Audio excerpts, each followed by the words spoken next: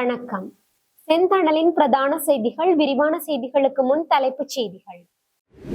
தமிழர் பூர்வீகங்களை அழித்தலுடன் தொடரும் ஆக்கிரமிப்புகள் யாவும் நிறுத்தப்பட வேண்டும் என தாமோதரம் பிரதீபன் தெரிவித்துள்ளார். ஆலியடி வேம்பு பிரதேசத்தில் வைத்து அதிபர் ஆசிரியர் மீது மேற்கொள்ளப்பட்ட வாள்வெட்டு தாக்குதலை கண்டித்து ஆர்ப்பாட்டம் ஒன்று முன்னெடுக்கப்பட்டுள்ளது. வவுனியாவில் இடம்பெற்ற ஊடக சந்திப்பில் முன்னாள் நாடாளுமன்ற உறுப்பினர் கருணாகரன் கலந்து கொள்ள மறுப்பு தெரிவித்து வெளியேறியுள்ளார். யாழில் தாயொருவர் 5 குழந்தைகளை பெற்றெடுத்துள்ளதாக வைத்தியசாலை பணிப்பாளர் தங்கமுத்து சத்தியமூர்த்தி தெரிவித்துள்ளார். கட்டுநாயக்க விமான நிலையத்தில் வைத்து 2 பெண்கள் கைது செய்யப்பட்டுள்ளனர். யாழ்ப்பாணத்தில் சட்டவிரோதமாக மாடு கடத்தலில் ஈடுபட்ட 5 சந்தேக நபர்கள் கைது செய்யப்பட்டுள்ளனர். ஐஸ் போதைப் பொருளுடன் கைதான இளைஞனிடம் மேலதிக விசாரணைகள் முன்னெடுக்கப்பட்டுள்ளது. வவுனியாவின் ஓமந்தை பகுதியில் இடம்பெற்ற வாகன விபத்தில் ஒருவர் உயிரிழந்துள்ளதுடன் 3 காயமடைந்துள்ளனர். அமெரிக்கா மௌனமாக இருப்பது ரஷ்ய ஜனாதிபதி புடினை மேலும் ஊக்குவிப்பதாக அமையும் என உக்ரைன் ஜனாதிபதி ஜெலன்ஸ்கி தெரிவித்துள்ளார். மியன்மாரில் இருந்து கடல் மார்க்கமாக தப்பிச் செல்ல முயன்ற 427 ஏதிலிகள் நீரில் மூழ்கி உயிரிழந்திருக்கலாம் என அஞ்சப்படுகின்றது. தொடர்பென விரிவான செய்திகள். தமிழர் பூர்வீகங்களை அழித்தலுடன் தொடரும் ஆக்கிரமிப்புகள் யாவும் நிறுத்தப்பட வேண்டும் என தாமோதரம் பிரதீபன் தெரிவித்துள்ளார். தமிழர் பாரம்பரிய வரலாற்று ஆதாரங்களுடன் காணப்படும் பூர்வீகங்களை அழித்தலுடன் தொடரும் ஆக்கிரமிப்புகள் யாவும் நிறுத்தப்பட வேண்டும் என மனித உரிமை செயற்பாட்டாளரும் அம்பாறை மாவட்ட வலிந்து காணாமலாக்கப்பட்ட உறவுகளின் சங்க ஆலோசகரான தாமோதரம் பிரதீபன் தெரிவித்துள்ளார். அம்பாறை உகந்தை மலையில் உள்ள ஆலயம் அதனுடன் இணைந்த கடற்கரையில் உள்ள மலையில் வைக்கப்பட்டுள்ள புத்தர் தொடர்பில் அவர் மேற்கண்டவாறு குறிப்பிட்டுள்ளார். மேலும் அவர் தனது அறிக்கையில் தெரிவித்துள்ளதாவது: தமிழர் பாரம்பரிய வரலாற்று ஆதாரங்களுடன் காணப்படும் பூர்வீகங்களை அழித்தலுடன் ஆக்கிரமித்தலும் அண்மை காலமாக தொடர்கின்றது. உகந்தை முருகன் ஆலய வளாகத்தில் புராதன தமிழர் வாழ்வியல் ஆதாரங்களை சிதைப்பதும் அதை அழிப்பதும் ஆக்கிரமிப்பதும் எனும் அடிப்படையில் நிறுவப்பட்டுள்ள இந்த புத்தர் சிலையானது உகந்தை முருகன் ஆலய முன்வாயிலின் முன்பாக செல்லும் போது கடற்கரையில் இடது புறமாக காணப்படும். மலையில் கடற்படை முகாமின் முன்பாக உள்ள கடற்படையின் தொடர் கோபுரம் முன்பாக குறித்த சிலை அமைக்கப்பட்டுள்ளது. ஆனால் இது உகந்தை முருகன் ஆலய புராதன வரலாறு கொண்ட புண்ணிய பூமியாகும். இங்கு எவ்வாறு இவர்கள் புத்தர் சிலை நிறுவலாம் எனும் கேள்வியோடு உகந்த மலையில் 25 அடி முருகன் சிலை நிறுவும் பணியை தடுத்த வன இலாகாவினரும் அரசும் ஏன் இதை தடுக்கவில்லை எனும் கேள்விக்கு பதில் தரப்பட வேண்டும். அத்தோடு உகந்தை முருகன் ஆலய வளாகத்திலும் அதனை சூழவுள்ள வன இலாகா மற்றும் படையினர் புதிய பல நிபந்தனைகளையும் விதித்து ஆலய சூழலையும் சுருக்கியுள்ளனர். பல கட்டுப்பாடுகளை விதித்துள்ளனர். பள்ளிமலை போன்ற இடங்களுக்கு செல்லவும் கட்டுப்பாடுகள் விதித்துள்ளனர். இது தவிர சன்னியாசி மலையும் பறிபோகும் அபாயம் காணப்படுகிறது. இந்த சிலை விவகாரமும் எமது ஒற்றுமையின்மை, இனம், மதம் என்ற எண்ணமும் மற்றும் அவர்களினால் அங்கு ஏற்பட்ட நிர்வாகமின்மை இடைவெளியில் ஏற்பட்ட நிலைகள் தான் இவை. அத்தோடு இந்த இடத்தில் சிலை வைப்பதற்கான ஆயத்தமாக மலையில் பீடம் அமைத்த போது கடந்த 2024 நான் நேரில் சென்று அவதானித்ததோடு இது பற்றி உரியவர்கள் சிலரோடு பேசினேன். அத்துடன் இது உகந்தை ஆலய சூழலில் நிறுவப்பட்டுள்ள 2வது புத்தர் சிலை. அத்துடன் இன்னும் ஒரு சிலைக்கான பீடமும் அமைக்கப்பட்டுள்ளது. இதன் பின்னணியில் சிங்களவர்கள் பலரை குடியேற்றும் திட்டம் மற்றும் இன இலாகாவின் செயற்பாடுகள் மற்றும் மலையில் நிறுவப்படவிருந்த 25 அடி முருகன் சிலையை நிறுவாமல் தடுத்து அதன் பின்னர் தற்போது புத்தர் சிலை வைத்து அதற்கு உடந்தையாக இருந்த படைகள், அதிகாரிகள் உள்ளிட்ட பல விடயங்கள் மக்களுக்கு தெரிய வேண்டும். இந்த சிலை உடனடியாக அகற்றப்படுவதோடு இந்த அரசு எமது மக்களுக்கு கொடுத்த வாக்குறுதிகளை நிறைவேற்ற வேண்டும் என குறிப்பிடப்பட்டுள்ளது. ஆலையடி வேம்பு பிரதேசத்தில் வைத்து அதிபர் ஆசிரியர் மீது மேற்கொள்ளப்பட்ட வாள்வெட்டு தாக்குதலை கண்டித்து ஆர்ப்பாட்டம் ஒன்று முன்னெடுக்கப்பட்டுள்ளது. ஆலையடி வேம்பு பிரதேசத்தில் வைத்து அதிபர் ஆசிரியர் மீது மேற்கொள்ளப்பட்ட வாள்வெட்டு தாக்குதலை கண்டித்து திருக்கோவில் ஆசிரியர்கள் ஆர்ப்பாட்டம் ஒன்றை முன்னெடுத்துள்ளனர். குறித்த போராட்டமானது இன்றைய நாள் திருக்கோவில் மணிக்கூட்டு கோபுரத்துக்கு முன்னால் இடம்பெற்றுள்ளது.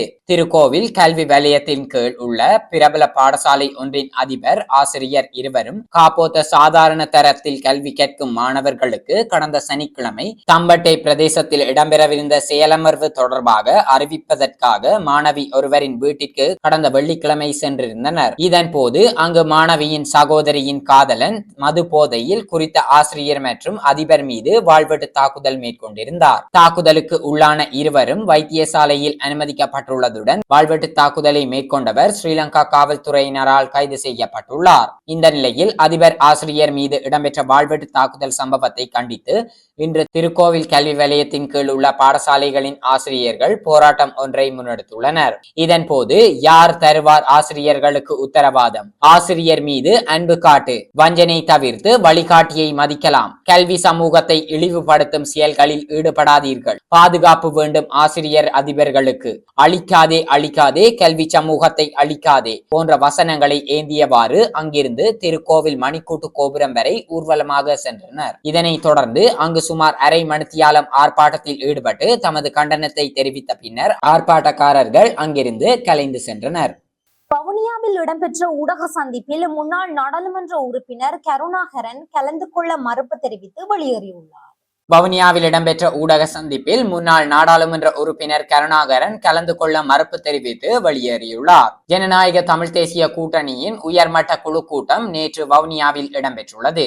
இதையடுத்து ஊடக சந்திப்பு இடம்பெற்ற போதே இந்த சம்பவம் இடம்பெற்றுள்ளது. உள்ளூராட்சி மன்றங்களில் ஆட்சி அமைப்பது தொடர்பிலும் தமிழ் தேசிய கட்சிகளுக்கு ஆதரவளிப்பது தொடர்பிலும் சுமார் 3 மணி நேர கலந்துரையாடல்கள் இடம்பெற்றுள்ளது. இதன் பின்னர் ஊடக சந்திப்பு இடம்பெற்ற நிலையில் ஜனநாயக தமிழ் தேசிய கூட்டணியின் கட்சிகளின் முக்கியஸ்தர்கள் ஊடக சந்திப்பில் கலந்து கொண்ட பொழுதிலும் டெலோவின் சார்பில் செல்வம் அடைக்கலநாதன் கலந்து கொள்ளாத பட்சத்தில் கருணாகரனை குறித்த ஊடக சந்திப்பில் கலந்து கொள்ளுமாறு தெரிவிக்கப்பட்டுள்ளது.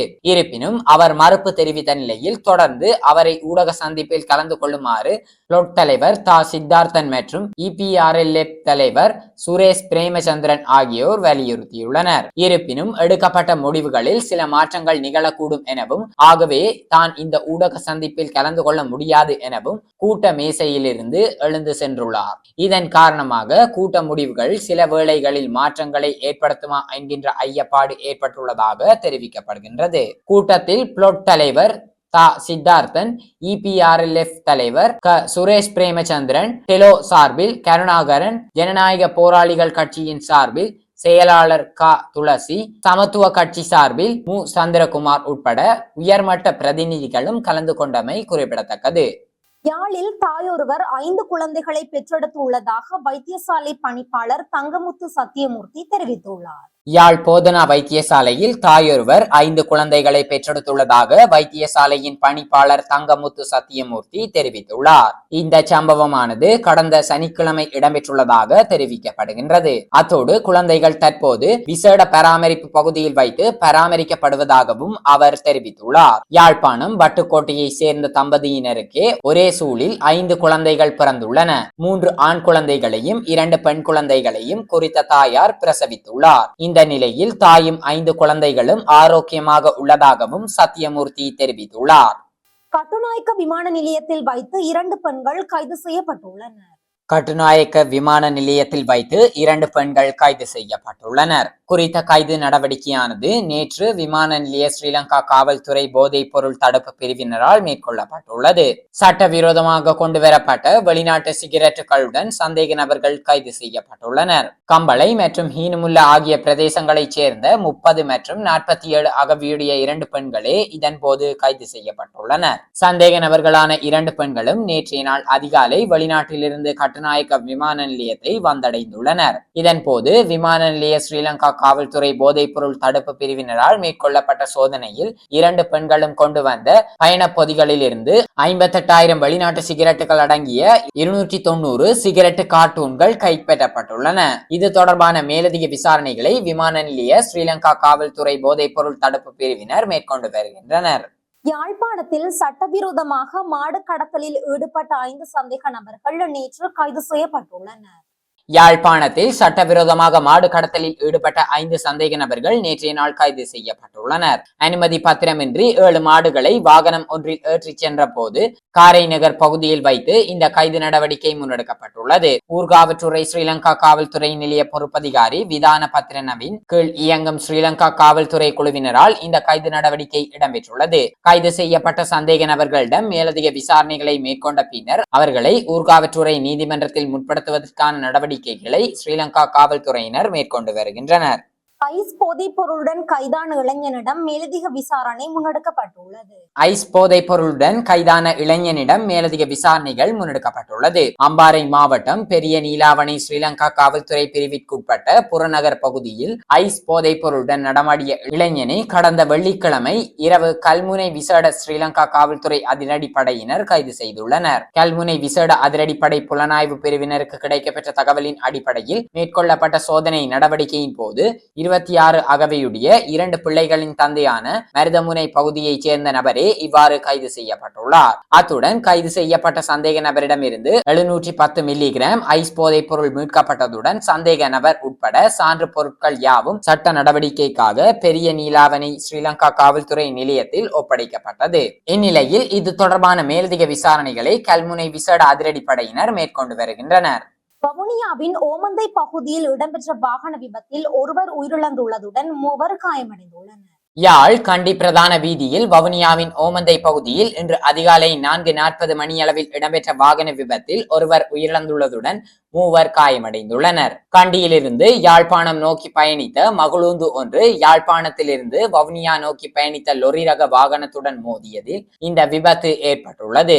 இந்த விபத்தில் மகளூந்தின் ஓட்டுநர் உயிரிழந்துள்ளார். மகளூந்தில் காயமடைந்த 3 பயணிகள் மருத்துவமனையில் அனுமதிக்கப்பட்டுள்ளனர். அவர்களில் ஒருவரின் நிலை கவலைக்கிடமாக உள்ளதாக தெரிவிக்கப்பட்டுள்ளது. மகளூந்தை ஓட்டிச் சென்றவர் தூங்கியதால் இந்த விபத்து ஏற்பட்டுள்ளதாக ஸ்ரீலங்கா காவல்துறையினர் தெரிவித்துள்ளனர். ஒரே குடும்பத்தைச் சேர்ந்த தந்தை, தாய் மற்றும் 2 பிள்ளைகள் காரில் பயணம் செய்துள்ளனர். தந்தையே விபத்தில் உயிரிழந்துள்ளார். விபத்தில் யாழில் உள்ள இந்திய துணை தூதரக உத்தியோகத்தர் சஜிதானந்த பிரபாகர குருக்கள் பலியாகியுள்ளார். அவரின் மனைவி பி சத்யலட்சுமி, மகன் பி அக்ஷய், மாமனார் சுவாமிநாதன் ஐயர் படுகாயமடைந்த நிலையில் வவுனியா வைத்தியசாலையில் அனுமதிக்கப்பட்டுள்ளனர். காயமடைந்தவர்களில் யாழ் பல்கலைக்கழக விரிவுரையாளர் உட்பட 2 அடங்குவதாக தெரிவிக்கப்படுகிறது. சம்பவம் குறித்து ஓமந்தை ஸ்ரீலங்கா காவல்துறையினர் மேலதிக விசாரணைகளை மேற்கொண்டு வருகின்றனர். இனி சர்வதேச செய்திகள். அமெரிக்கா மௌனமாக இருப்பது ரஷ்ய ஜனாதிபதி புடினை மேலும் ஊக்குவிப்பதாக அமையும் என உக்ரைன் ஜனாதிபதி ஜெலன்ஸ்கி தெரிவித்துள்ளார். அமெரிக்கா மௌனமாக இருப்பது ரஷ்ய ஜனாதிபதி விளாடிமிர் புடினை மேலும் ஊக்குவிப்பதாக உக்ரைன் ஜனாதிபதி வோல்டிமிர் ஜெலன்ஸ்கி தெரிவித்துள்ளார். உக்ரைனில் ரஷ்யா மேற்கொண்ட கொடூர ஏவுகணை தாக்குதலை அடுத்தே அவர் இவ்வாறு தெரிவித்துள்ளார். உக்ரைனின் 13 பிராந்தியங்களின் 22 இடங்களில் நடந்த இத்தாக்குதலில் 3 குழந்தைகள் உட்பட 12 பேர் கொல்லப்பட்டுள்ளனர். உக்ரைன் இதனை ஒரு பொதுமக்கள் படுகொலை என்று கூறும் நிலையில் ரஷ்யா இதை வெற்றியாக கருதுகிறது. விமான நிலையங்கள் மற்றும் வெடிமருந்து கிடங்குகள் போன்றவற்றை இலக்கு வைத்தே இந்த தாக்குதல் நடத்தப்பட்டதாக தெரிவிக்கப்படுகிறது. எனினும் தாக்குதலால் பொதுமக்கள் உட்கட்டமைப்புக்கு பெரும் சேதம் ஏற்பட்டுள்ளதாக உக்ரைன் தெரிவித்துள்ளது. மியன்மாரில் இருந்து கடல் மார்க்கமாக தப்பிச் செல்ல முயன்ற 427 ஏதிலிகள் நீரில் மூழ்கி உயிரிழந்திருக்கலாம் என அஞ்சப்படுகின்றது. மியன்மாரில் இருந்து கடல் மார்க்கமாக தப்பிச் செல்ல முயன்ற 427 ஏதிலிகள் நீரில் மூழ்கி உயிரிழந்திருக்கலாம் என்று அஞ்சப்படுகிறது. ஐக்கிய நாடுகள் மனித உரிமைகள் ஆணையகம் இதனை தெரிவித்துள்ளது. 2017ஆம் ஆண்டு முதல் மியன்மாரில் முஸ்லிம் சிறுபான்மையினர் அந்த நாட்டு படையினரால் துன்புறுத்தல்களுக்கு உள்ளாகி வருகின்றனர். இதனால் அவர்கள் சிலர் கடல் மார்க்கமாக வேறு நாடுகளுக்கு தப்பிச் செல்கின்றனர். இந்த நிலையில் அண்மையில் இந்நாட்டிலிருந்து தப்பிச் செல்ல முயன்ற ஏதிலிகளின் 2 கப்பல்கள் கடலில் மூழ்கியுள்ளதாக தெரிவிக்கப்பட்டுள்ளது. இதில் கடந்த 9ஆம் நாள் 267 பேருடன் சென்ற கப்பலில் இருந்து 66 பேர் மட்டுமே உயிருடன் மீட்கப்பட்டுள்ளனர். அதே போன்று 10ஆம் நாளன்று 247 பேருடன் சென்ற கப்பலில் 21 பேர் மட்டுமே உயிர் பிழைத்துள்ளனர். இந்நிலையில் மீதமுள்ள 427 பேரின் நிலை பற்றி இதுவரை எந்த விவரமும் கிடைக்கவில்லை. சம்பவங்கள் தொடர்பில் ஐக்கிய நாடுகள் சபை முதற்கட்ட விசாரணையை ஆரம்பித்துள்ளது. இத்துடன் செய்திகள் நிறைவடைகின்றன. வணக்கம்.